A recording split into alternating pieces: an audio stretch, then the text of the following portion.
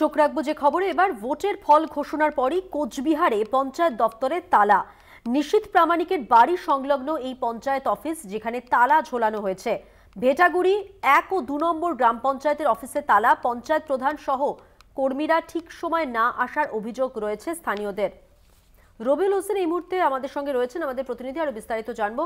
রবিউল, ঠিক কি অভিযোগ, কি কারণে তালা ঝোলানো হয়েছে?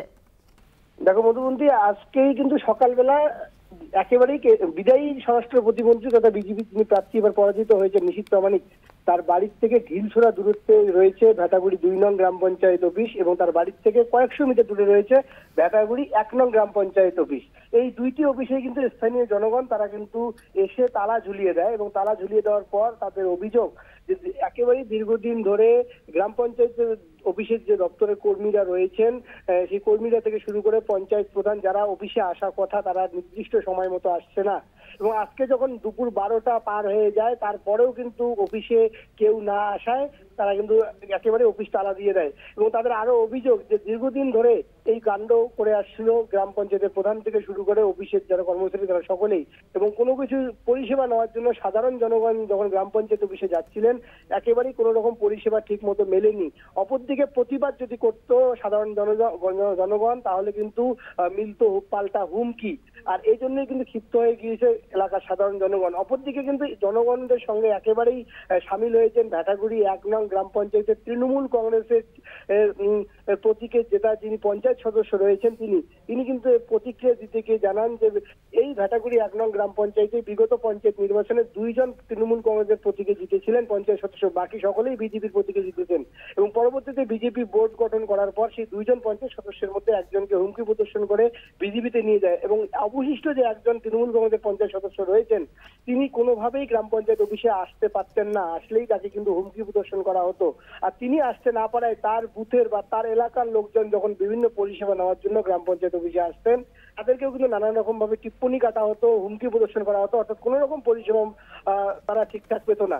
আর সেজন্যই বারংবার গ্রাম পঞ্চায়েত দপ্তরের কর্মীদের জানানোর পরেও যখন সুরাহা মেলেনি ঠিক তখনই কিন্তু এই কাণ্ড ঘটিয়েছে এলাকার জনগণ। তবে তোমাকে জানিয়ে রাখি গতকাল কিন্তু গোটা দেশের লোকসভা নির্বাচনের ফলাফল ঘোষণা হয়েছে। একেবারেই তাৎপর্যপূর্ণভাবে সকলের নজর ছিল কোচবিহার আসনের দিকে, কারণ এখানেই কিন্তু বিজেপির টিকিটে লড়াই করেছেন বিদায়ী স্বরাষ্ট্র প্রতিমন্ত্রী নিশীথ প্রামাণিক এবং তাকে বলতে গেলে প্রায় 40,000 ভোটে হারিয়ে এবারে কিন্তু কোচবিহার আসন পুনরুদ্ধার করেছে তৃণমূল কংগ্রেস। আর সেই যে বিদায়ী স্বরাষ্ট্র প্রতিমন্ত্রী রয়েছে নিশীথ প্রামাণিক তার গড় বলতে চলে এই ভেটাগুড়ি, এবং সেই ভেটাগুড়ির 1 এবং 2 এই 2 গ্রাম পঞ্চায়েতে কিন্তু এবারের পঞ্চায়েত নির্বাচনে তৃণমূল কংগ্রেসের হাত থেকে বিজেপি কিন্তু দখল করেছিল, অর্থাৎ বিজেপির দখলে থাকা এই 2 গ্রাম পঞ্চায়েত। আর সেই 2 গ্রাম পঞ্চায়েতেই একেবারে লোকসভা নির্বাচনের ফলাফল ঘোষণা হওয়ার 24 ঘন্টা কাটতে না কাটতেই সেই তালা ঝুলিয়ে দিল গ্রামবাসীরা। যদিও এর সঙ্গে তৃণমূল রাজনীতির কোনো সম্পর্ক নেই এমনটাই কিন্তু জানাচ্ছেন তৃণমূল কংগ্রেসের নেতৃত্বরা। অপরদিকে কিন্তু গ্রাম পঞ্চায়েত প্রধানদের সঙ্গে আমরা যোগাযোগ করার চেষ্টা করছিলাম, কোনো রকম তাদের সঙ্গে কিন্তু যোগাযোগ করা যায়নি। সব মিলিয়ে বলতে গেলে এলাকায় কিন্তু একেবারে যথেষ্ট রকম অস্থিরতা রয়েছে এবং এখন পর্যন্ত 2টি গ্রাম পঞ্চায়েত কিন্তু তালাবন্ধ অবস্থায় রয়েছে। মধুবন্তী, ধন্যবাদ রবিউল। কথা বললাম আমাদের প্রতিনিধি রবিউল হোসেনের সঙ্গে।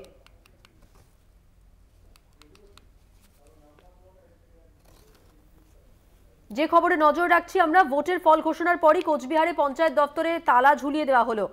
যে ছবি আপনারা দেখতে পাচ্ছেন নিশীথ প্রামাণিকের বাড়ি সংলগ্ন পঞ্চায়েত অফিস যেখানে তালা ঝুলিয়ে দেওয়া হয়েছে এবং যে অভিযোগের কথা বললেন আমাদের প্রতিনিধি স্থানীয় বাসিন্দা সেই অভিযোগ করেছেন।